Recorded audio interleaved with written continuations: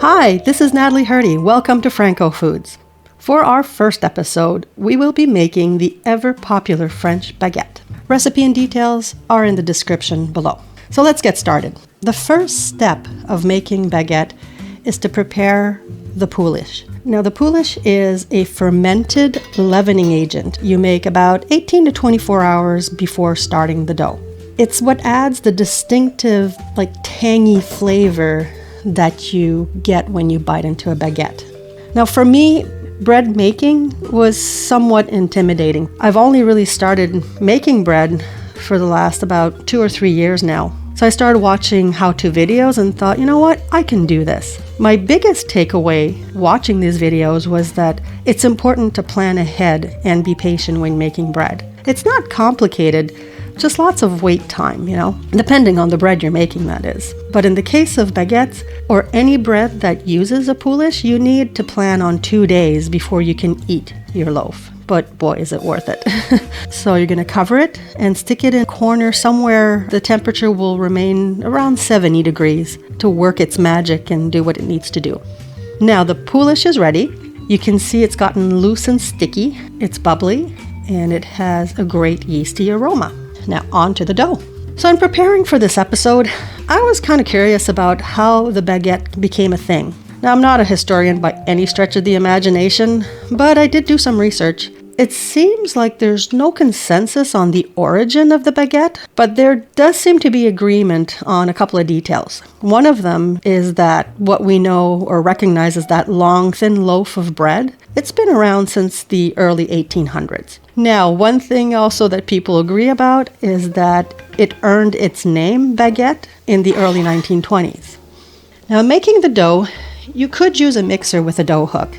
I'm doing mine by hand because not everyone has a mixer, and I wanted to make sure you could see that it is doable without it, that it's not necessary. For me, a bonus of doing it by hand is that there's less of a chance to over-knead the dough. Once you're done with the first kneading, we need to let it rest for about 15 minutes.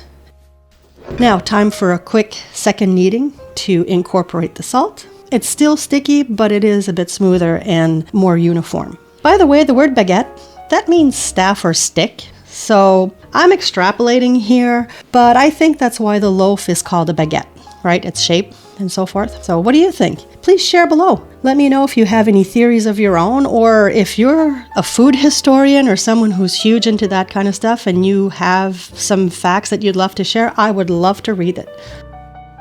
So now it's time to let the bread rise. You let it rise for 2 hours, but halfway through, so after the first hour, we do need to deflate the dough. So it's time to deflate. Now the dough, as you can see, you can even just by looking at it, you can tell it's very sticky. Now with a dry dough, I usually punch it down in the middle, and as you can see, that is not a good idea in this case. So I recommend, what seems to work better, is to either use a bowl scraper or spatula and just gently lift the dough away from the edges, and that'll deflate it, and it's not going to be as messy as what I just did.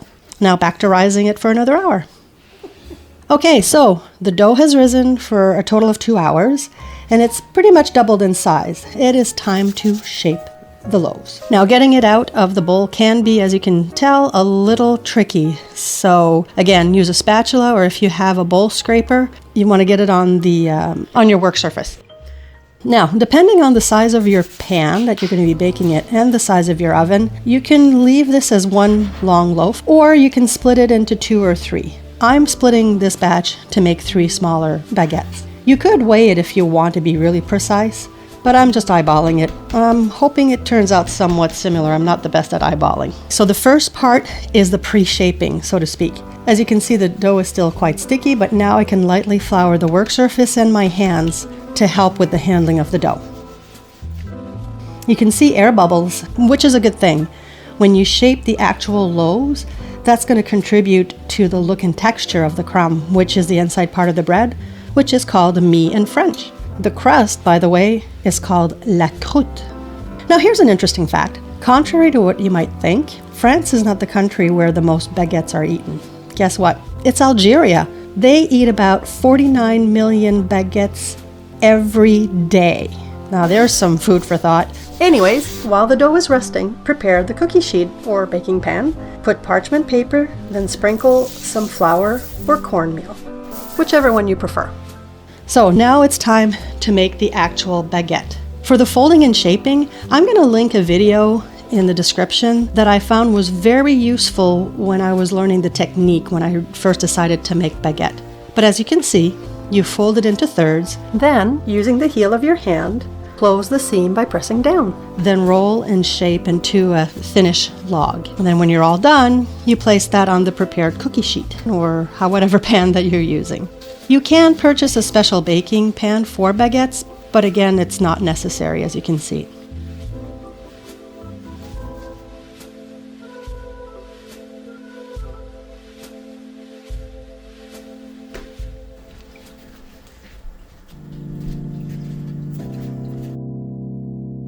So we've shaped the baguettes. One more time, we let it rest. While the dough is resting, I'm going to prepare the oven. To get a good crust, you need some moisture, so you might need to add a container of boiling water in your oven. Now I say you might because I've baked my baguettes both without and with the water, and both times it turned out just fine. Now my oven is a gas oven, and apparently gas ovens do tend to have a bit more moisture, but it's worth testing on your end and see what works best and what you like best. So the loaves are almost ready to go into the oven. The last step is to score the bread. I'm using an X-Acto knife, but you can use any kind of blade or knife that has a fairly thin and very sharp blade. You can also buy a special scoring tool, but again, it's not necessary. So I did read up a bit on why to score bread. It seems to be mainly to help control the expansion of the bread and prevent random cracks. So into the oven. While we're waiting, here are some French baking words. La farine, la levure, pétrir, la croûte, la mie. The bread is baked. Now, if you're not sure, you can just tap it to see if it sounds hollow. But if you look, the bread is nice and golden. Now, you might be tempted to cut into the bread right away. Wait about 20 minutes. In the meantime, get your spreads ready and whatever you plan to serve with your bread. Okay, here we go. You can hear the hollow sound of the bread and listen to the crunchy sound of the crust. Ooh.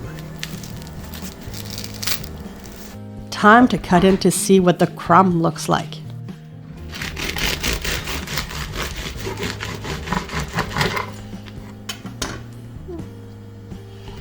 Nice little holes. Let's see what it looks like. The crumb.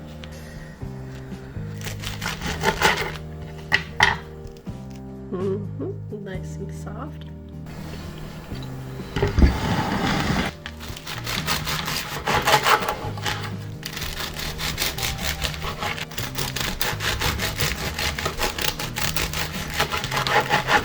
One of my favorites to put on baguette is black olive tapenade. Oh, it's like I'm back in Provence. Love it.